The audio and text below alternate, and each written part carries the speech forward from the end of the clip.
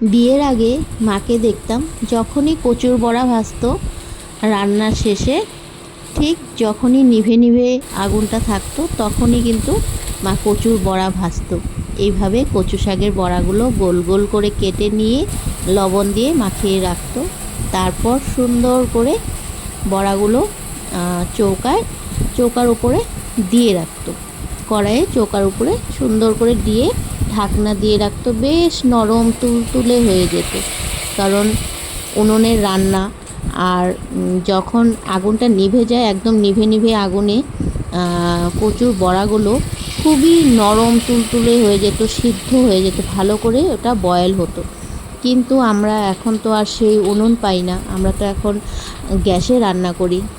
তো সেই যে মায়ের হাতের কচুর বড়ার স্বাদ, ওটা কিন্তু আমরা যত যাই করি না কেন সেই স্বাদটা আমরা কখনোই এখনের কচুর বড়ার মধ্যে আনতেই পারি না।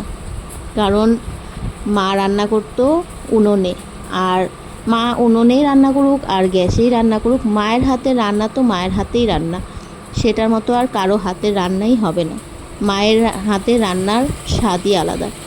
যতই চেষ্টা করি না কেন মায়ের মতো করব, কিন্তু সেই স্বাদটা কিন্তু আমরা কেউই করতে পারি না। ঠিক কি না বলো?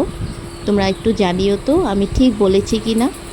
কারণ সবারই নিজের মায়ের হাতের রান্নার মতো অন্য কারো হাতের রান্না কিন্তু সেই টেস্টটা আসে না। তো যাই হোক, আমি চেষ্টা করলাম আজকে আমাদের গ্যাসের চুলোতেই এই কচুর বড়াগুলো রান্না করার জন্য। দেখো তো কেমন হয়েছে, কালারটা কিন্তু বেশ সুন্দর হয়েছে, তাই না বলো? তো ভালো লাগলে অবশ্যই একটা লাইক, কমেন্ট অ্যান্ড একটা শেয়ার করে দিও। আর অবশ্যই আমার ভিডিওগুলোর পাশে থেকো।